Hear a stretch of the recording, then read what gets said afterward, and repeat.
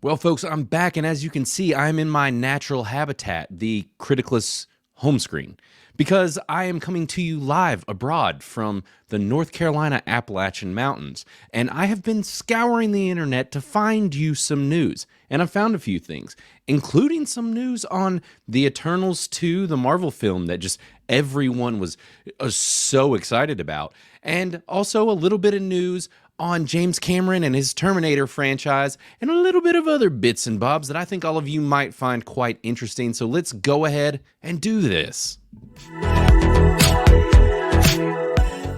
And as always, subscribe, like, comment. It helps us a ton. And visit criticless.com or do like it says up here in the corner and get the app. We are in Android and Apple app stores. We are an entertainment reviewing platform for reviewing and talking about all the entertainment that you are consuming. Now, on to the news. The Eternals. And what is this news? It's that The Eternals 2 is almost definitely not happening. Thank you, sweet baby Jesus, because I'm going to be completely and totally honest. No one wants this except the media. And it's really funny because the title here, too, it's like letters like a... This is very disappointing update. Disappointing for whom, I might add. Because if you were even just to take a look at the Criticless score here, it's sitting at a 38% bogus, and not a ton of reviews, because I'm going to be completely straight. Most people probably don't want to review this because the movie is hot trash. Now, everybody doesn't think that. Like, for example, John Ray Movie Man. He did like it. He gave it 100%. Really good dude. Love him very much. He's wildly wrong about this.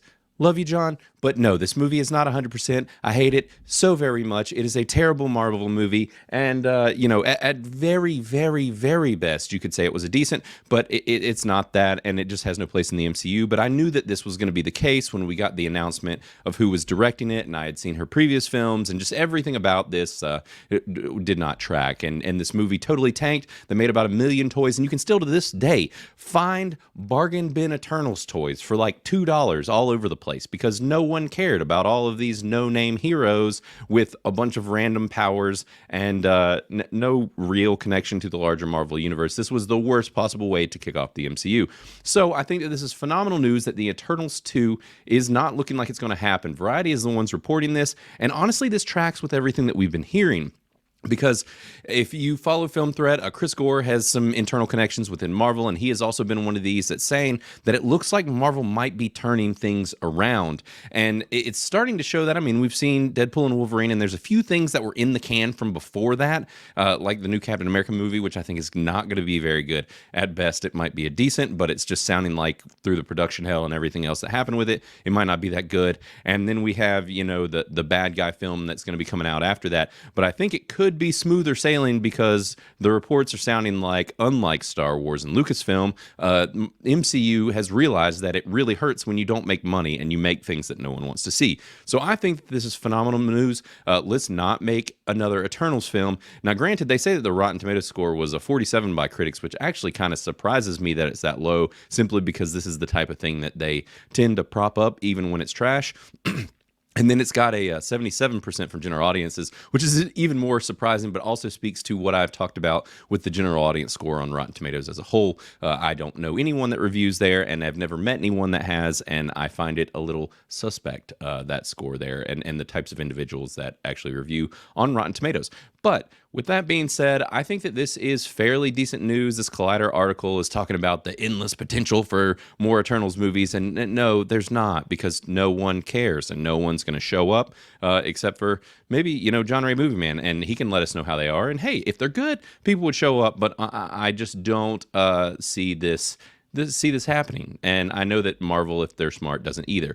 Now, this does link to some other interesting news that I saw with this, which was that Kit Harington is kind of speaking out about this as well. Now, if you didn't know, Kit Harington showed up in this film at the end. He's, in my opinion, the only real good part about the movie, because I was excited about him playing a character called Black Knight. And it was teased that he was going, or well, actually, no, he was in the movie as a whole, if I remember right. God, I've only seen it like one time, kind of vague on it. What happened was it was a teaser at the end where they teased Blade, but he was in the film. Either way, Kit Harington was in the movie, and he did a good job as always, but just wasn't the movie for him. But I was excited about him playing the Black Knight, and this could have been cool. But it sounds like that movie that he was going to be connected to is probably not going to happen either, simply because Blade is also having a lot of trouble. So, anyways, basically what had happened was Kit Harington kind of threw a little bit of shade on it and basically just said, I'm not going to pretend I took that role because it was different or interesting. If Marvel calls you, you got to do it. And this was like right here on the tail end of his Game of Thrones fame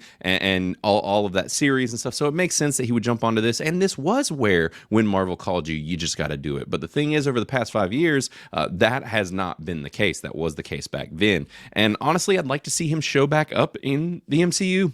And I don't think that this is enough shade to cause any problems with Marvel. I mean, it's not nearly the amount of hubbub and problems that Miss Brie Larson has caused. So, I don't think that this is a huge deal, but it is kind of funny. And, I'm sure that he's disappointed. And it would make sense that he would throw a little bit of shade because he's like, heck yeah, I get to be a freaking Marvel hero and get to be this like Black Knight character. And it was just a really obscure, interesting character that I actually think people would have shown up for instead of the weird, obscure crap they've been shoving down everybody's throats for the past 5 years. So this is kind of a bummer. So message to Marvel, just bring Kit Harington back, give us Black Knight, and put him either in, Blade, if that movie ever happens, or just put him in something totally different because that character could be really cool.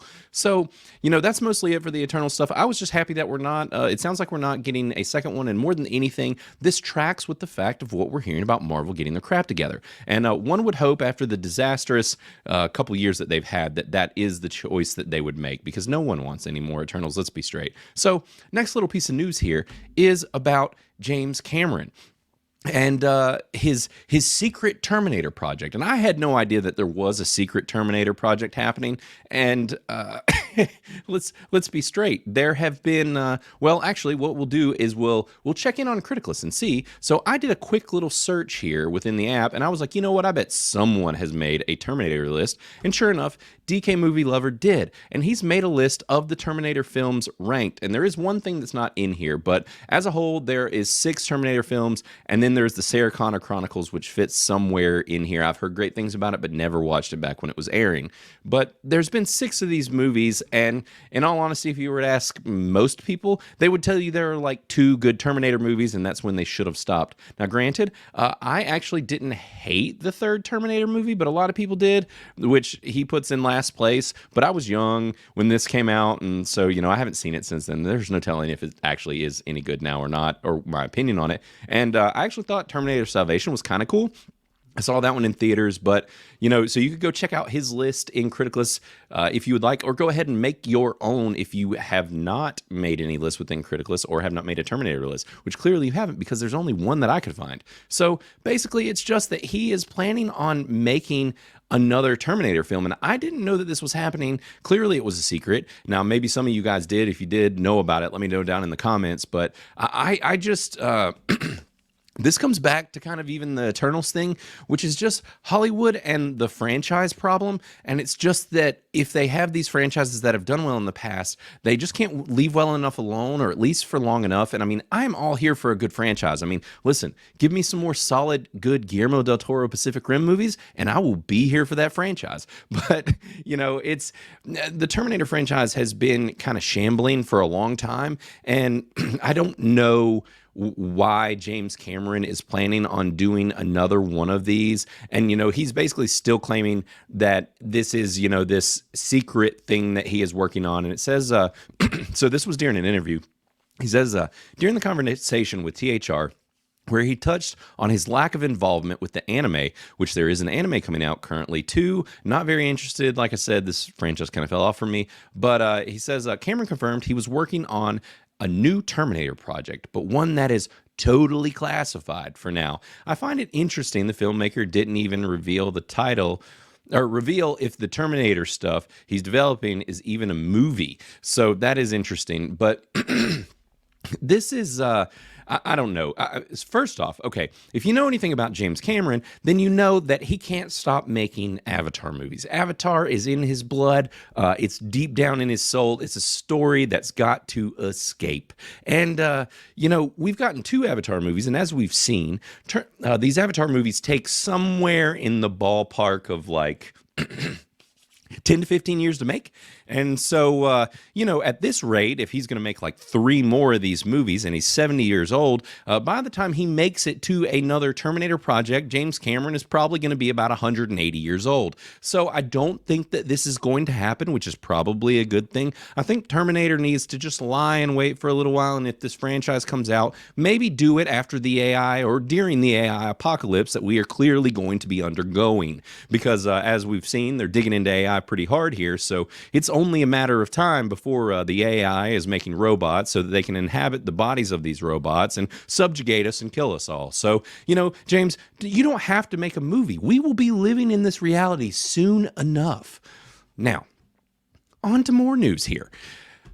The news, I actually think this is quite cool. It isn't like mega news, but I think it's something to keep an eye on, which is that Prime Video has ordered an animated video game anthology series called Secret Level from the Love, Death, and Robots creator. This news is honestly pretty awesome. Firstly, Love, Death, and Robots is awesome. If you have not seen it, basically, the way it works, it's a Netflix show, and it's a whole bunch of different directors and creators that they have brought together, artists that do all different types of animation, and basically they just do these little short stories, and there is a wide range, and honestly, it's kind of a bummer sometimes seeing them because you want full projects out of quite a few of them. So, I mean, that's a good problem to have, is when people want more of what you're putting out. But this is a cool idea, and basically what they're saying this is going to be, and like I said, this is going to be done for Prime Video, and that this is apparently, according to sources, the streamer has teamed with Tim Miller and Blair Studio, the creative team behind Love, Death, and Robots, for another adult animated anthology. So it is going to be an adult animated thing similarly, which I think is a cool thing as well. And they're calling this a big bet for the adult animated space.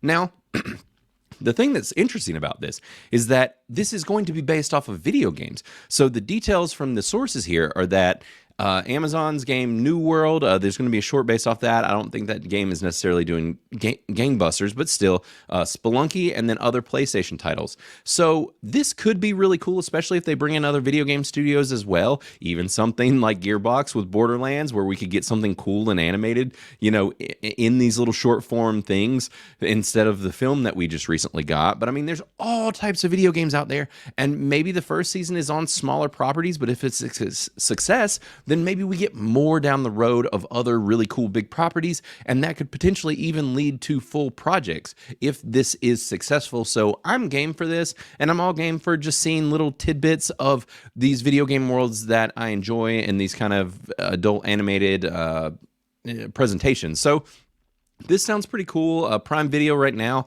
is declining to comment on this much, but it sounds like it's being produced by Amazon MGM Studios, and with him, tied to do this. So I'm excited. That show was really good, and hey, let's give it to us. I want to watch it. Now, next little piece of news here is that Joaquin Phoenix could face legal action for leaving a gay romance movie. Now, I just thought that this was an interesting story. I think that this could lead to more trouble for him in the future. Now, granted, from everything that we've seen and heard, Joaquin Phoenix is a bit of a wild card and really seems like someone that could get you in a little bit of trouble with working with from time to time, because he is just kind of all over the place. And so for him to bail on a film, honestly, out of all the actors in Hollywood, he is one that does not really surprise me too much.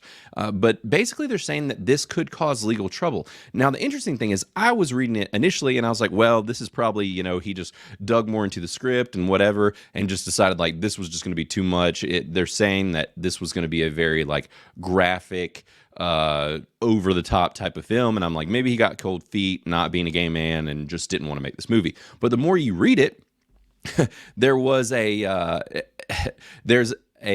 post that was done on Facebook, which is really interesting, by Christine Vachon of Killer Films. So now this all in general is an interesting post, which says, a version of this did happen, she wrote in a Facebook post that has since been deleted or made private. Not a surprise, because after you hear this. So it says, it has been a nightmare. She also mentioned that the idea of the film came from Phoenix after requesting people not to criticize them for casting a straight actor. And please, if you are tempted to finger wag or admonish us that that's what you get for casting a straight actor. Don't, she explained. This was his project that he brought to us. And Killer's record on working with LGBTQ actors, crew, directors speaks for itself. And for those who those of you who have know that you are making a terrible situation even worse. So this is also interesting where they come after these actors for taking roles that of things that they aren't. Like example, playing a disabled character, but you're not disabled, or playing a gay character because you're not gay. And yes, there are gay actors, plenty of them, I'm sure. There are disabled actors, all these things. But have we forgotten that these people are actors? They play pretend for a living. And if they can't act except for things that they are, that's a little bit wild. So that in general is just kind of stupid. But this whole thing is just kind of wild. I'm curious to see if he actually does get litigated against. Other actors have done similar things. The crazy thing is that this was supposedly 5 days before the production was supposed to start, and it's like putting people's jobs at risk and all this stuff, and with it being his project, they were even saying that they were talking about this being like an NC-17 rating. Hey, make whatever movie you want. If you want to make an NC-17 movie like that, I'm sure people show up for it. But Joaquin clearly had some issues here. He backtracked. He seems like a bit of a, like I said earlier, a wild card. So this isn't really a surprise for him to do something like this. And in the last piece of news, and what I would consider to be possibly the best piece of news for a lot of people, is that Heels, the former Starz series, is going to be on Netflix. I think that this is great news. Now, it's not as good a news as it could have been, because this isn't the news that this show is getting picked up. It's basically just that Netflix has got the rights for this show. It's very similar to what they did with other Max shows in the past as well, and we've seen it happen. And with like they did it with Warrior. So this does not also mean that it's going to get picked up either. It just means that basically they're going to be showing it over there. And I think that that is really cool, because I think a lot more people have Netflix than have Starz. So if you have Netflix and you have not watched Heels, I highly recommend it.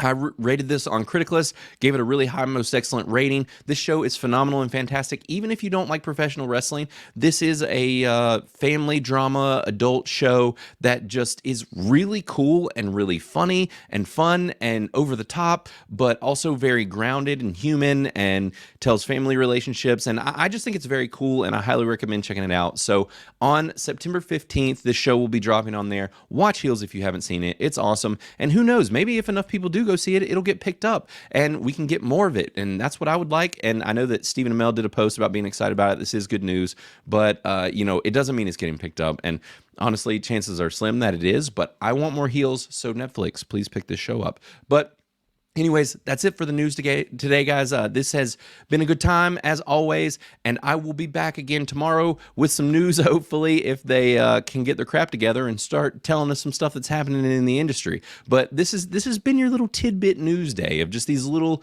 bits and bobs, as I said. So subscribe, comment, like. It does wonders for us, and visit criticalist.com, and we will be back here tomorrow. Later.